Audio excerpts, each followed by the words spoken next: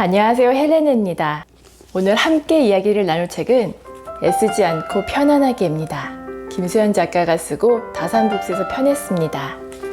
여러분, 인간관계 어떠세요? 저는 쉬운 것 같으면서도 굉장히 어려운 거라고 생각이 들거든요. 아마 인간관계에 있어서 어려움이 없는 사람은 거의 없을 거예요. 내 마음에 쏙 드는 사람이라고 좋아했는데 어느 순간 관계가 소원해지기도 하고요. 정말 마주하고 싶지 않은 사람인데 어쩔 수 없이 관계를 유지해야 되는 그런 곤혹스러운 경우도 있죠. 그리고 사랑하는 사람이라고 해서 늘 좋기만 하신가요? 가까운 사람들과 어떻게 지내시나요? 저뿐만 아니라 많은 분들이 인간관계에 정말 자신 있다라고 하실 수 있는 분은 찾기 어려울 것 같은데요. 우리가 하는 많은 걱정거리 중에 사람과의 문제가 빠지지 않거든요. 인간관계는 왜 이렇게 어려운 걸까요? 그건 보이지 않는 마음 사이에 균형을 잡아야 하기 때문이에요. 나와 관계 사이의 균형, 신뢰와 불신 사이의 균형, 경계와 허용 사이의 균형을 맞추려면 서로 간에 차이가 나잖아요. 나는 이쯤이면 괜찮겠다고 생각하는데 상대는 다르게 생각하니까 불만이 생기는 거죠. 이 책은 관계에 대한 책이고 또 그 안에서 균형에 대한 이야기랍니다. 어떻게 관계를 맺고 유지하며 자신의 마음을 표현해야 되는지 말해줍니다. 자신을 지키면서도 갈등을 피하려면 모두에게 정중하되 쩔쩔매지 않아야 하고요. 또 만만하게 보이지 않아야 합니다. 그런데 그게 쉽지 않죠. 관계의 완벽함은 있을 수 없기에 불완전함을 인정하고 대신 균형을 맞춰야 합니다.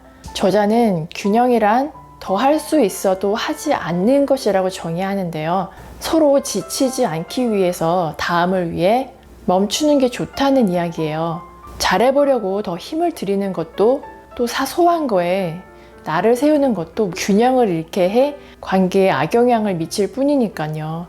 책은 총 6장으로 구성되어 있어요. 1장 휘둘리지 않고 단단하게에서는 자존감을 지킨다는 것에 대해 이야기를 하고요.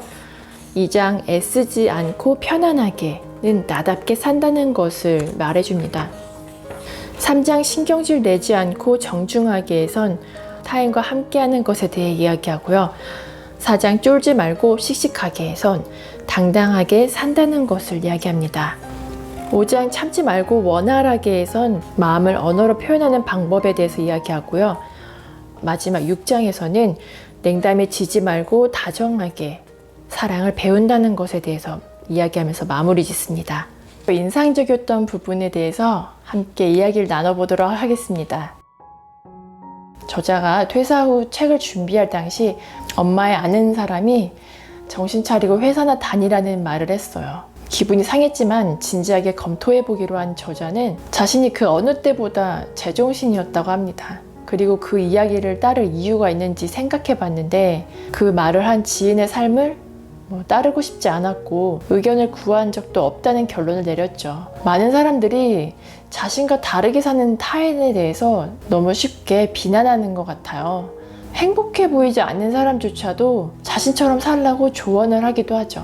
진짜 아무 말 대잔치인데 우리는 그런 말을 듣고 자주 상처받습니다. 물론 도움이 되는 충고도 있어요.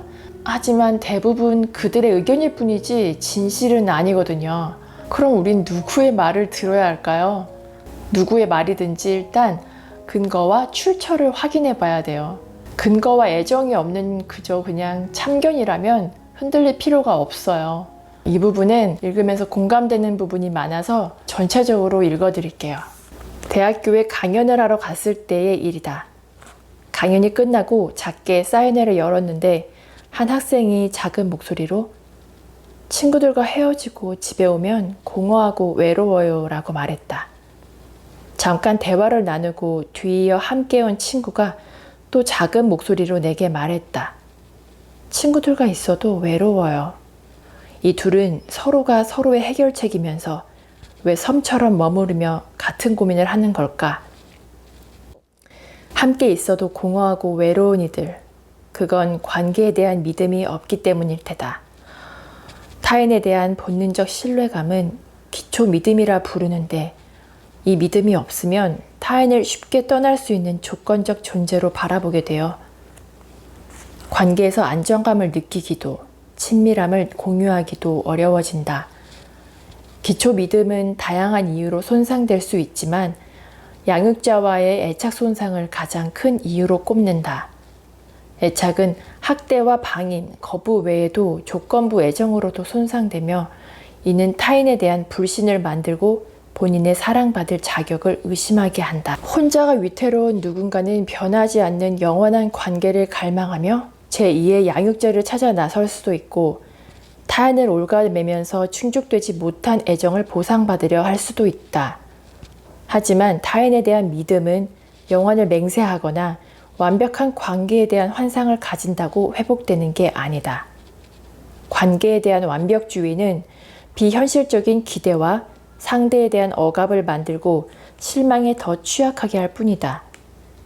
지금 우리에게 필요한 건 맹목적인 믿음이나 절대적인 하나됨이 아닌 서로가 서로를 의지하면서도 개별성을 유지할 수 있는 상호적 관계다. 우리는 이제 관계의 변화를 받아들여야 한다. 나는 관계를 아름다운 노래라고 생각한다. 평소에 자주 듣는 노래는 시간이 지나며 바뀔 수 있고 예전에 즐겨 듣던 노래가 다시 좋아질 수도 있고 새로 듣게 된 노래에 눈물 날 만큼 행복해질 수도 있다. 그렇게 플레이리스트는 변하겠지만 우리에게는 늘 좋아하는 노래가 존재하듯이 곁에 머무는 이들은 변하겠지만 우리는 늘 누군가와 함께한다.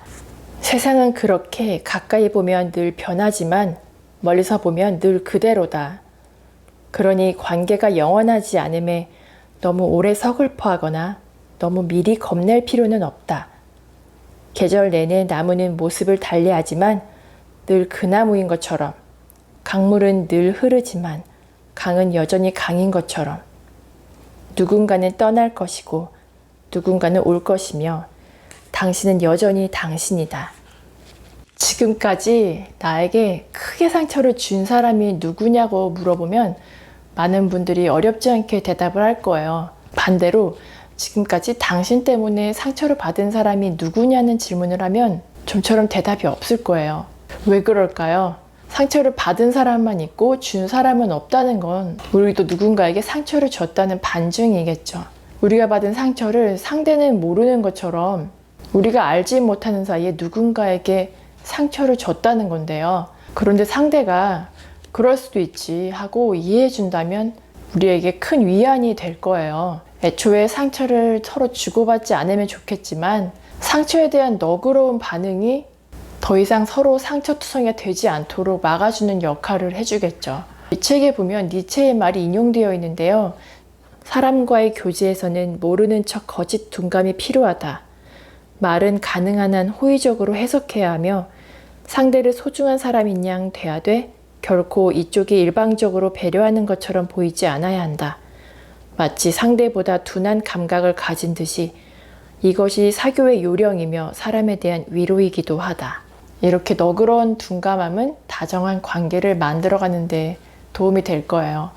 이 부분은 제목이 너무 직설적이어서 할까 말까 망설이다가 함께 나누면 좋을 것 같아서 한번 언급을 하려고 합니다. 방금 전에 니체가 말했던 것처럼 너그러운 마음을 아무리 품으려고 해도 이상한 사람은 못 당하죠.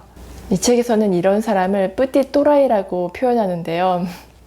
마침 소제목도 어쨌거나 똥은 피하고 봅시다입니다. 웃음이 터져서. 다들 아시다시피 이들에게는 너그러운 둔감함 따위가 통하기 어렵습니다. 그들의 무차별적인 공격에서부터 어떻게 마음을 지킬 수 있을까요? 가장 좋은 방법은 거리를 두는 일입니다. 상처가 나기 전에 미리 예방을 해두는 거예요. 현실적으로 물리적 거리를 두기 어렵다 해도 정서적인 거리를 지키는 건 중요해요. 어떻게 해야 되냐면 그들의 막말에 일일이 대응하지 않아야 돼요. 물론 이렇게 방어를 해도 함부로 말하는 이들이 분명 있어요. 그럴 때조차 한 걸음 물러서서 멀리 바라보면서 휴머니즘을 발휘하는 거죠. 그리고 연민을 가져보는 거예요. 부끄러움을 모르는 사람은 누구도 이길 수 없으니까요. 타인에게 상식이 나에게는 무례일 때도 있고 나에게는 선의가 타인에게는 오지랖일 때도 있어요. 이렇게 서로를 향한 오해와 표현되지 못한 감정은 저절로 사라지지 않습니다. 마음속에 감정을 계속 쌓아두면 언젠가는 다른 형태로 문제를 일으키게 돼요. 갈등을 피하기 위해서 침묵하는 게 갈등을 다른 형태로 변형시키게 되는 거죠. 반대로 분노를 표출하는 것도 자기 표현을 잘하지 못하는 비극입니다. 갈등을 만들지 않는 것보다 중요한 건 갈등을 잘 해결하는 거예요. 관계는 두 사람이 하는 공놀이 같은 거라 서로 주고받을 때 즐거운 놀이가 되는 건데, 상대는 계속해서 나에게 공을 던지는데 내가 그것을 받아치지 못한다면 더 이상 놀이가 아닌 폭력이 되겠죠. 건강하고 원활한 관계를 위해서 감정을 표현하는 연습을 해두는 게 좋습니다. 이야기를 마치면서 우리가 왜 이렇게 인간관계에 신경을 써야 하는 건지 다시 한번 생각해 보자면요. 궁극적으로 나 혼자만 그냥 행복하고 많은 것, 그걸로 끝나지 않고 다른 사람들과의 그 사이에서 행복감을 느끼고 싶어서가 아닐까요? 그런데 행복은 그냥 얻어지는 게 아니더라고요. 뭔가를 이루려면 그것에 대한 노력을 하잖아요.